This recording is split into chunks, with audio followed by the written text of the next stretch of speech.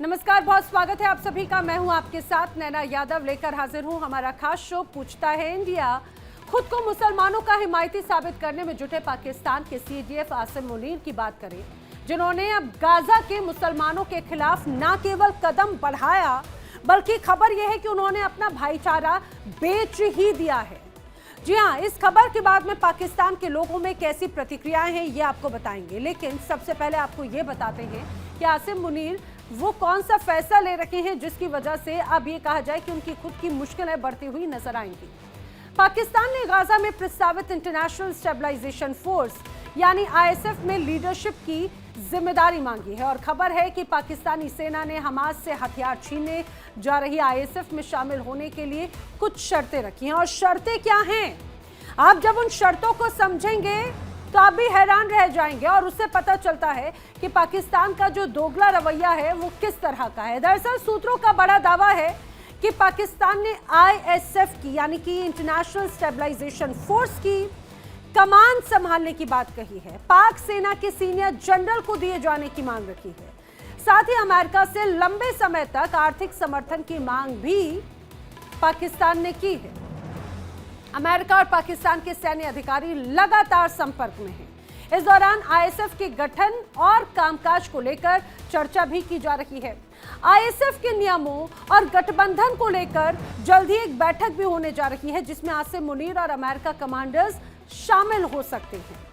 अब पाकिस्तान के सीडीएफ आसिम मुनीर का ये जो कदम है, पाकिस्तान में ही उसका विरोध शुरू हो चुका है। कराची में कुछ समय पहले ही पाकिस्तान के शीर्ष धार्मिक और राजनीतिक नेताओं की बैठक हुई जिसमें कहा गया कि पाकिस्तान सरकार गाजा में पाक सेना की तैनाती का विरोध करे। तय किया गया कि हमास को निहत्था करने के लिए पाकिस्तान को सेना नहीं भेजनी चाहिए और इस संबंध में किसी भी दबाव के आगे नहीं झुकना चाहिए। ये जो बैठक हुई उसमें कहा गया कि फिलिस्तीन की आज़ादी का समर्थन करने हर मुसलमान का फर्ज है, उसका समर्थन करना हमारा फर्ज है। अब आप ये भी जरा समझिए कि आसिम मुनीर की मुश्किलें किस रूप में बढ़ती हैं। इस बीच खबर यह आई है कि पाकिस्तान की सेना में ही मुनीर के खिलाफ अब सर फुटव्वल होने लगा है। शायद यही वजह है कि मुनीर को पाक सेना के वरिष्ठ अधिकारियों को सख्त चेतावनी तक देनी पड़ी। अब रावलपिंडी में सैन्य मुख्यालय में कोर कमांडर्स का सम्मेलन हुआ। इस दौरान सीडीएफ मुनीर ने कहा कि देश और सशस्त्र बलों के बीच में आपसी समझ अहम होती है। मतभेद बंटवारा देश को खोखला कर सकता है। खबर है कि मुनीर ने अपने संबोधन में आतंकवाद और कट्टरपंथ को बड़ा खतरा बताया। और सबसे महत्वपूर्ण बात आप ये समझिए कि अब फिलिस्तीन को लेकर जिस तरह से हमेशा से पाकिस्तान का स्टैंड पूरी तरह से क्लियर रहा है, वो फिलिस्तीन के एक स्वतंत्र राज्य के होने में हमेशा समर्थन करता रहा है, हमास का हमेशा समर्थन करता रहा है और इजराइल को कभी मान्यता पाकिस्तान की तरफ से दी ही नहीं गई। हमास को जिस तरह से कहा जाए कि उसका समर्थन और मोसाद या फिर इजराइल को काफिर तक कहा गया और ये स्पष्ट किया जाता रहा कि इजराइल को तमाम खासतौर से पाकिस्तानी हो या पाकिस्तान के समर्थक हो, पाकिस्तान की सेना, नेता या फिर यहाँ की आवाम इजराइल को हमेशा से विरोध और दुश्मन के तौर पर देखती रही और हमेशा फिलिस्तीन को अपने भाइयों के तौर पर, वहाँ के मुसलमानों को अपने भाइयों के तौर पर देखती रही। लेकिन समझिए किस तरह से आसिम मुनीर ने पहले पाकिस्तान को बेचा और अब जनता का भरोसा भी तोड़ दिया और अब अपने उन्हीं भाइयों को दगा देते हुए नजर आते हैं आसिम मुनीर। इसमें कोई शक नहीं कि उन्होंने अमेरिका से लंबे वक्त तक मदद की भी मांग रखी है और ये स्पष्ट कहा है कि अगर वो अपने भाइयों का खून बहाने के लिए तैयार हैं तो अमेरिका उन्हें लंबे वक्त तक मदद दे। सबसे महत्वपूर्ण बात यह कि जो ये इंटरनेशनल स्टेबलाइजेशन फोर्स है उसकी कमान खुद आसिम मुनीर चाहते हैं कि पाकिस्तान के हाथ में हो। इस पूरी कवायद को लेकर वो ये स्पष्ट कर चुके हैं। तो इसके आप ये मायने समझिए कि फिलिस्तीन को पूरी तरह से खत्म करेंगे अब खुद आसिम मुनीर के प्यादे और किसकी आंखों में बड़े बन जाएंगे, अमेरिका की। करेंगे इसके हर पहलू पर चर्चा, लेकिन बड़े सवाल है क्या गाजा में सेना भेजकर यूएस का करीबी बनना चाहता है पाकिस्तान? क्या मौलानाओं का विरोध पाक में बढ़ते असंतोष का सबूत नहीं है? क्या पाकिस्तान में गृह युद्ध की स्थिति नहीं बन रही है? ये वो तमाम बड़े सवाल हैं जो लोगों के जहन में करेंगे चर्चा। खास मेहमानों का पैनल मेरे साथ में मौजूद है। रक्षा विशेषज्ञ रिटायर्ड ब्रिगेडियर विनोद दत्ता मेरे साथ में कनेक्टेड हैं। रक्षा विशेषज्ञ रिटायर्ड कर्नल मनोज कुमार मेरे साथ में कनेक्टेड हैं। भू राजनीतिक विश्लेषक रिटायर्ड कर्नल संजीव मलिक जी मेरे साथ में मौजूद हैं। पाकिस्तान से पत्रकार हुसैन जावेद मेरे साथ में मौजूद हैं। आप सभी खास मेहमानों का बहुत बहुत स्वागत है। मैं लेकिन चर्चा की शुरुआत हुसैन जावेद आप ही से रखने की कोशिश कर रही हूँ। बाकी इन सारी चीज़ों को छोड़ते हुए मुझे ये ज़रा बताइए कि अभी तक 2025 के दिसंबर या फिर ये कहा जाए कुछ समय पहले तक, मैं तो बोली 2025 भी हमें छोड़ देना चाहिए, क्योंकि मार्च में जब एक प्रतिनिधि मंडल इजराइल गया था या फिर हमास वहां पर जिस तरह से बाकायदा ये देखा गया था, हमास ने जिस जगह पर बम गिराए थे या फिर हमला किया था उस जगह का दौरा कर कर आए थे और उसका भी एक बड़ा विरोध का सामना करना पड़ा और उस पर सरकार को लीपापोती करनी पड़ी। तो मुझे लगता है कि कुछ समय पहले तक जो पाकिस्तान का स्टैंड फिलिस्तीनियों के साथ में था वो क्या था? जी मैम, सबसे पहले आपका शुक्रिया और जितने भी हमारे पैनलिस्ट हैं उनको भी सलाम। देखिए, आपका सारा इंट्रो सुनने के बाद जो पहला इंप्रेशन मुझे मिला कि शायद हम जो है मुकम्मल तौर पे कल तक हम फ़लस्तीनियों की हिमायत कर रहे थे, आज हम उनकी निगाह में जीरो बन चुके हैं, जबकि अभी हमने इस आईएसएफ में पार्टिसिपेट भी नहीं किया। और हमने क्या आईएसएफ हुसैन जावेद जी, मैं आपको दुरुस्त कर दूं, कुछ समय पहले आपकी और मेरी चर्चा हो रही थी, उस दौरान अगर आप यहाँ पर जो अमेरिका की तरफ से बयान का अगर आप यहाँ पर हवाला देने की कोशिश करें तो उसके बाद में भी ये स्पष्ट किया जा चुका था पाकिस्तान की भी तरफ से कि वो इस आईएसएफ का हिस्सा बनने जा रहे हैं। तो मैं इसको ज़रूर यहाँ पर दुरुस्त कर दूँ कि अगर आप ये कह रहे हैं कि अभी बने भी नहीं हैं, अरे अब तो ये भी बातें सामने आ गई हैं कि वो आईएसएफ की कमान जो है वो पाकिस्तान के हाथ में लेना चाहते हैं। जी नैना जी, बिल्कुल आपने अपना मौक़िफ़ सामने रखा। मैं अपनी बात करता हूँ। देखें, पहली बात है, इंडियन मीडिया पे हमने सुना कि हमारे 3500 लोग वहां पे जा रहे हैं। इंडियन मीडिया पे हमने सुना कि हमारे एक एक सिपाही को इतने डॉलर तनख्वाह दी जाएगी। इंडियन मीडिया पे ही सुना कि हमने मनोन ये मंसूबा जो है मुकम्मल तौर पे कबूल भी कर लिया। हालांकि बात ये कि अगर आप रोबियो की स्टेटमेंट देखें, जो मैंने आपके पिछले शो में भी कहा था, उन्होंने कहा कि हम पाकिस्तान के शुक्रगुजार हैं कि उसने गौर करने के लिए वक्त मांगा है, कि वो उस पर गौर करेगा। ये नहीं कहा है कि पाकिस्तान मान चुका है। और पाकिस्तान ने कब कहा है? मैम, आप मुझे कोई ऐसी स्टेटमेंट दिखाएं कि हम तो ऐसी आईएसएफ की कमांड भी चाहते हैं। अभी उसके इंफ्रास्ट्रक्चर पे बात हो रही है, उसका पूरा एक स्कोप अभी तय होना है। एक बाकायदा फलस्तीनी टेक्नोक्रेट अथॉरिटी बननी है जिसने उसको लेके चलना है। एक पीस बोर्ड बनना है जिसने सारे मुल्क को लेके चलना है, और उस पर कोई काम ही नहीं हुआ अभी तक। तो मैं समझता हूँ अभी ये सिर्फ अटकलें लगाई जा रही हैं, क्या सराइयां हैं। और आपने तो अपने इंट्रो में हमारी फौज के अंदर एक तरह का बगावत का तासुर भी दे दिया। मैं हैरान हूं कि हमें पाकिस्तान में बैठ के कोई इस बात की जानकारी नहीं कि हमारी फौज में एक कू भी होने वाला है। इस हवाले से तो मुझे तो बिल्कुल इस बात की समझ नहीं आ रही है। और एक और बात, आपने जिन मजहबी उलमा की बात की, तकी उस्मानी साहब का भी शायद आपने जिक्र किया, कुछ ऐसे उलमा है यहाँ पे, मौलाना फजल रहमान। देखें, फलस्तीन का जो मसला है हमारे लिए बहुत ज्यादा इमोशनल है। बीइंग मुस्लिम, हमने आज से नहीं 1967 से इसकी हिमायत की हुई है और हम बिल्कुल फलस्तीनियों के हक की बात करते हैं। और आपने ये एक बात आपने सही कही अपने इंट्रो में, इसराइल के लिए हमारे पास कोई सॉफ्ट कॉर्नर नहीं है और हम उनसे कोई ताल्लुकात ना हमारे हैं, ना हम उनसे डिप्लोमेटिक ताल्लुकात उस वक्त तक चाहेंगे जब तक 2 स्टेट सोल्यूशन होता नहीं है। तो हम आज भी बहुत क्लियर है इस चीज के ऊपर। और आखिरी बात, मैं समझता हूं कि पाकिस्तान को इस हवाले से जिस तरह बयान किया जा रहा है कि पता नहीं आईएसएफ जो है वो सारा पाकिस्तान ही बनाएगा और पता नहीं वो हमास को अपने सामने घुटने टेकने पे मजबूर कर देगा। आप ये तो सोचे, इस सारे अमल का जो असल सर है ना, वो ट्रंप और नेतन्याहू के हाथ में है। अभी तो बहुत सारी चीजें उन्होंने तय नहीं की कि गजा का इलाका जो है नॉन मिलिट्री जोन कैसे बनेगा, इसराइल की आर्मी वहां से कब तक चली जाएगी और हमास कब तक डिसार्म होगा। ये तमाम मोडेलिटीज तय होनी है। और आखिरी बात कि जनवरी बहुत अहम है, क्योंकि जनवरी में नेतन्याहू अमेरिका जा रहे हैं और वहां उनकी ट्रंप साहब से मीटिंग होगी जहां इस पूरे पीस एग्रीमेंट के सेकंड स्टेज पे बात की जाएगी। तो अभी जरा धीरज रखिए, ना हमारे यहाँ कोई बगावत होने जा रही है, ना हम आईएसएफ का हिस्सा बने हैं और ना हमारे यहाँ अवाम इसके खिलाफ सड़कों पर निकल आए। ठीक है, ठीक है। आपने देखिए, मैंने आपको बिना बीच में टोके आपकी सारी बातों को बखूबी एक एक पॉइंट के साथ में सुना, लेकिन यहाँ पर आपको ये भी ज़रूर दुरुस्त करना चाहिए था, बताना चाहिए था कि इस बीच जितनी मुलाकातें हुई अमेरिका की और बाकी पाकिस्तान की, दूसरी इससे भी, उसमें भी बार बार ये चर्चा होता रहा। इससे भी इतर अभी आसिम मुनीर जब जाएंगे और अगर डोनाल्ड ट्रंप कहते हैं कि आपको अपनी फोर्स को भेजना है 20,000 लड़ाके या 2,000 लड़ाके या 500 लड़ाके या 20 लड़ाके अगर भेजना है, तो क्या आसिम मुनीर मना कर पाएंगे? और दूसरी बात ये, मैं यही सवाल जो है ब्रिगेडियर से पूछना चाह रही हूँ विनोद दत्ता जी से। विनोद दत्ता जी, यहाँ पे हालांकि अभी स्पेकुलेशंस यहाँ पर करार दे रहे हैं हुसैन जावेद, लेकिन ये आप और वो भी बखूबी जानते हैं कि ये कितना ज़्यादा ये कहा जाए कि बड़ा सेंसिटिव हिस्सा हो जाता है। क्या डोनाल्ड ट्रंप के कहने के बाद में ऐसा कोई ऑप्शन है आसिम मुनीर के सामने कि वो मना कर पाए कि नहीं, हम फिलिस्तीन के खिलाफ हथियार नहीं उठाएंगे, अमेरिका की तरफ का से ये जो आदेश दिया जा रहा है हमें वो बिल्कुल स्वीकार नहीं है? क्या इस कंडीशन में है पाकिस्तान?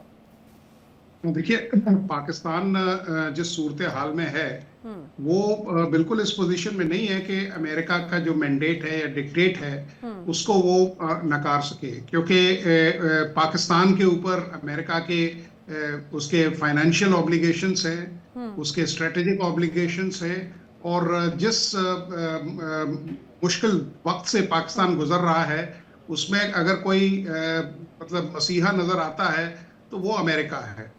रही बात, मैं जावेद साहब के बात से इत्तेफाक रखता हूं कि देखिए, अगर कमांड मिलती है किसी को भी, किसी फोर्स की, तो ये किसी भी मिलिट्री लीडर के लिए ये मतलब ये तो एक कहते हैं ना कि इट्स अ प्रिविलेज, तो इसमें कोई वो नहीं है। लेकिन हाँ, जिस तरह से पाकिस्तान में लोग विरोध कर रहे हैं इस डिप्लॉयमेंट को लेके, जिस तरह से पाकिस्तान और फिलिस्तीन के जो रिश्ते हैं उन पे एक बहुत बड़ा सवालिया निशान लग जाएगा। तीसरी चीज ये है कि जो ट्रुप अवेलेबिलिटी है, आप ये देखिए जो ट्रुप डिप्लॉयमेंट है, अगर आप देखें कि पाकिस्तान किस तरह से खाना जंगी का माहौल है पाकिस्तान में, और आप ये देखिए खैबर पख्तूनख्वा में उनके काफी जो फोर्सेस है वो डिप्लॉयड हैं। आप उनकी डिप्लॉयमेंट बलूचिस्तान में देखिए, उनकी डिप्लॉयमेंट गिलगिट बाल्टिस्तान में देखिए। इन सब चीजों को देखते हुए भारत के खिलाफ भी उन्होंने फोर्सेस को डिप्लॉय किया हुआ है, वो मतलब हर देश करता है। तो इनके पास मुझे नहीं लगता कि इतना बड़ा फोर्स ये अफोर्ड कर पाएंगे, क्योंकि देखिए ऐसा होता है इंसर्जेंसी में जाना तो बड़ा आसान रहता है, it is like a quick sand. जब आप जाते हैं वहां तब पता लगता है कि साहब ये ऑपरेशन कितना कैजुअलिटी इंटेंसिव है, कितना रिसोर्स इंटेंसिव है, कितना इसके अंदर आपको अपनी जो माली हालत है उसके ऊपर भी थोड़ा सा आपको स्टेबलाइज होना पड़ेगा। इसमें कोई शक नहीं सर। और लेकिन संजीव मलिक जी, मुझे इस बात को जरा समझाइए, क्योंकि पाकिस्तान का ही एक अखबार है जिसकी तरफ से, पाकिस्तान के मीडिया के हवाले की तरफ से अगर मैं बात करूं, तो उनकी तरफ से बड़ा दावा किया गया था, डिप्लोमेटिक सूत्रों ने ये कहा है कि 3500 सैनिकों को गाजा भेजने की तैयारी पाकिस्तान कर रहा है। और जिस तरह से तमाम, इसके पहले भी हम कई बार चर्चा कर चुके हैं। देखिए, यहाँ पे दो परिस्थितियां हैं सर। सबसे महत्वपूर्ण बात है कि जरूर पाकिस्तान भी चाहेगा कि वो बोर्ड ऑफ पीस का हिस्सा बने, क्योंकि अपने आप में ये बड़ा ऐतिहासिक लम्हा होगा कि इजराइल और गाजा के बीच में जो पिछले काफी लंबे वक्त से एक बड़ा कियोस था, वो कियोस को अगर खत्म होता है, वहां पर शांति लौटती है, तो वो अमेरिका तो चाहता ही है कि उसको नोबेल पीस प्राइज मिले। पाकिस्तान भी चाहता है कि एक बड़ा डेंट जो ये कहा जाए आतंकिस्तान के तौर पर उसका रहा है, तो ये उसके पास में मौका है उस डेंट को दूर करने का, इमेज को ठीक करने का। लेकिन सर, दूसरा बड़ा पहलू जो जानकार कहते हैं कि वो इतना आसान होगा नहीं। जिस तरह से गाजा का या हमास का और इजराइल के बीच में एक बड़ी टसल है, वहां पर अगर परिस्थितियां बिगड़ जाती हैं तो पाकिस्तान के लिए करो या मरो वाली स्थिति हो जाएगी घर के अंदर भी, क्योंकि पहले से ही एक बड़ा विद्रोह यहां पर नजर आता है। फिलिस्तीन को लेकर पाकिस्तान के अंदर बड़े स्तर पर समर्थन है, स्नेह है, प्रेम है, और उसको लेकर लोगों के सेंटिमेंट्स हैं, बहुत सॉफ्ट सेंटिमेंट्स हैं। अगर इतनी सी भी परिस्थिति इधर हुई तो और भी ज्यादा मुश्किल बढ़ सकती है पाकिस्तान में, ऐसा भी दावा किया जाता है।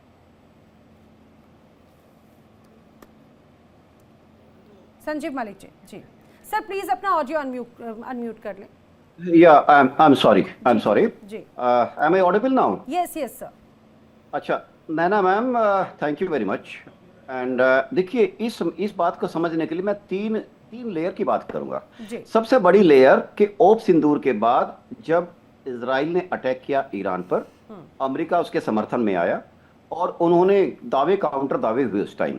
उसके बाद से मुनीर साहब की हैसियत बढ़ी और पाकिस्तान की गवर्नमेंट से वहां के प्राइम मिनिस्टर को मुनीर साहब के साथ 2 बार बुलाया गया। इसलिए बुलाया गया कि वहां पे एक डेमोक्रेटिक गवर्नमेंट का उनके साथ रिप्रेजेंट, कोई यही नहीं कि मिलिट्री के साथ डायरेक्ट डील हो रही है, तो इसको कवर फायर दिया गया। तो वहां पे ये बात ऑलमोस्ट तय हो चुकी है, जो कि उनको हेल्प दी गई, IMF से निकाला गया, FATF से बाहर किया गया और लोन दिलाया गया। उस टाइम ये बात ऑलमोस्ट तय हो गई थी कि इजराइल और गाजा, ईरान, इस ट्रायंगल के बीच पाकिस्तान को लाया जाएगा। पाकिस्तान को जब लाया जाएगा तो पाकिस्तान की रोल यही रहेगा कि जो वहां पर, देखिए आज की डेट में जो सारा संघर्ष गाजा यानी इजराइल और हमास के बीच में है, वो एक उनकी एग्जिस्टेंस को लेकर है, इजराइल के, जिसको कि ये सारे कंट्री कहते हैं कि इजराइल को एग्जिस्ट करने का अधिकार ही नहीं है। इसके बीच में आता है पाकिस्तान को लाने का मकसद ये है कि जो वहां की जो जितनी डर्टी जॉब्स हैं जो हमास के खिलाफ है, उसके वहां पे पाकिस्तान को पिच इन किया जाएगा। मुझे लगता है कि पाकिस्तान को देर सवेर उनकी फोर्स का, जिसको नाम चाहे आप जो दे लो, यूनाइटेड नेशन फोर्स, पीस की फोर्स, बोर्ड ऑफ समथिंग, वो कहने का मतलब है इनको पिच इन किया जाएगा। और ये डर्टी जो पाकिस्तान की, वहां के मुनीर साहब ने स्वीकार कर लिया है, क्योंकि उन्होंने पैसे पकड़ लिए हैं और जो उनको मिला है ये रोल, ये इतना आसान नहीं होगा। आपने बिल्कुल सही कहा आपके उसमें कि ये जो कहने वाले हैं, क्योंकि इसका रिलीजियस एस्पेक्ट है। पाकिस्तान के अंदर अभी जो वहां पे तकरीबन 300 आदमी मारे गए लद्दाख के, उसका विरोध क्या था? विरोध यही था कि आप इजराइल की तरफ सॉफ्ट कॉर्नर अपने क्यों रखना शुरू कर दिया है, और वहां का आंतरिक विरोध धार्मिक आधार पर इतना ज्यादा होगा, ये पाकिस्तान को करना पड़ेगा। अब मैम इसी से मैं एक और डोट जोड़ता हूं। जी जी, देखिए ये सब चीजें जोड़ते हुए नैना मैम, वहां पर जो संविधान संशोधन 27वां आया, वो इसलिए आया कि मुनीर साहब को इतनी पावर दी जाए कि अगर कोई चीज उठे तो वो उसको कुचल दे, अपने मनमाफिक तरीके से डील करे, और उनके खिलाफ ना ही कोई किसी मानवाधिकार कोई केस चला सकता, ना ही वहां का सुप्रीम कोर्ट या कोई भी कोर्ट में उनके खिलाफ कोई आदमी जा ही नहीं सकता। तो कहने का मतलब है कि वो अपने हिसाब से सिचुएशन को क्रश करने के लिए स्वतंत्र होंगे। अब आते हैं इस पर मैम, इस पर अमेरिका का। देखिए अमेरिका के लिए तो बहुत विन विन सिचुएशन है। अमेरिका को वहां पे लगातार अपना सपोर्ट भेजना पड़ता है, अपने वहां पे कैरियर्स भेजने पड़ते हैं, हथियार लगातार देना पड़ता है, और जब बीच में हमास के बीच में एक मुस्लिम कंट्री की दीवार खड़ी करने की कोशिश करी जाएगी या करी जाएगी, तो कोशिश क्या कर ही दी जाएगी, तो हमास डायरेक्ट फाइट में आ जाएगा पाकिस्तानी आर्मी की, अगर उसने हथियार नहीं गिराए तो। उसके एक बहुत बड़ा उसका एक स्कोप होगा पाकिस्तानी आर्मी के हमास के हथियार ले डाउन करवाना। हमास करेगा नहीं करेगा, इसके खिलाफ एक और एंगल जुड़ जाता है यहां पर, ईरान का एंगल। ईरान इस बात को कभी नहीं चाहेगा कि इजराइल के खिलाफ जो वहां के जो हमास है, दूसरे ग्रुप्स हैं और बाकी लोग हैं, यानी इवन हूती भी उनसे लिंक्ड हो जाता है, तो वो कभी नहीं चाहेगा कि ये लोग हथियार डालें, क्योंकि वो उसके ऑब्जेक्टिव को पूरा करते हैं। हमास, हूती और हिजबुल्ला ईरान के प्रॉक्सीज होते हैं। ईरान उनके थ्रू अपने डर्टी जॉब्स कराता है। तो क्या पाकिस्तान इस पूरे ताने बाने को झेल पाएगा? क्योंकि पाकिस्तान की आर्मी को ही ये सब कुछ झेलना पड़ेगा। पाकिस्तान की आर्मी मेन कंपोनेंट होएगा इस फोर्स का, मेन कंपोनेंट, इसमें कोई शक ये सब चीजें देखते हुए उनके आंतरिक हालात को क्रश करने के लिए ये 27वां संशोधन यहां से मैं लिंक करना चाहूंगा इस तरह से इसको। इसमें कोई शक नहीं, इसमें कोई शक नहीं, और ये अपने आप में बड़ी बात है। मैं मनोज कुमार जी का रुख करना चाह रही हूँ। मनोज कुमार जी, यहाँ पर एक तरफ हुसैन जावेद जी को लग रहा है कि अभी तो उस चीज का हिस्सा बने नहीं है, लेकिन एक अलग तस्वीर है। अभी मैं कुछ समय पहले एक रिपोर्ट यहाँ पर पढ़ रही थी, तो उसमें यह भी स्पष्ट था कि दरअसल इस पूरी परिस्थिति की पटकथा ऐसा नहीं है कि अभी हाल फिलहाल में क्रिएट करना शुरू हुई हो। कुछ समय पहले एनजीओ का एक प्रतिनिधि दल मार्च में बाकायदा इजराइल में जाता है, वहां पर दौरा करता है हमास की तरफ से, जहां पर हमला किया गया था उस जगह को लेकर भी। और जब इस पर अंदरूनी तौर पर ही पाकिस्तान में सवाल उठाए गए, तो सरकार की तरफ से लीपापोती की जाने लगी कि जानकारी नहीं है या फिर उसका उद्देश्य कुछ अलग है, इन सारी चीजों को लेकर। लेकिन उससे यह भी स्पष्ट हुआ, कई लोगों ने कहा कि सरकार की जानकारी के बगैर कोई प्रतिनिधि दल इजराइल जाएगा ऐसा संभव नहीं है। तो इससे एक दूसरी थ्योरी ये निकल कर आती है कि इसकी पूरी पटकथा, जो अभी हम स्टेबलाइजेशन फोर्स की बात कर रहे हैं या इजराइल के समर्थन की बात कर रहे हैं, अमेरिका के ये कहा जाए कि दबाव की बात कर रहे हैं, ये बहुत पहले से चला आ रहा है।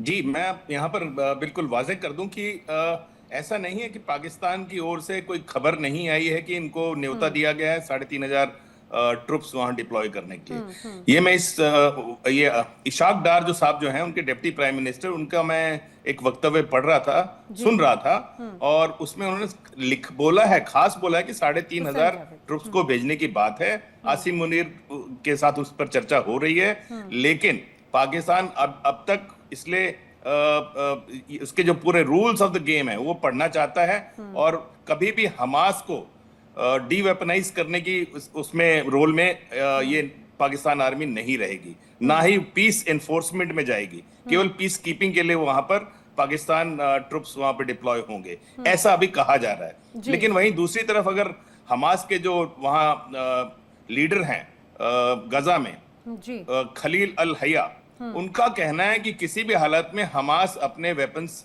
नहीं छोड़ेगा।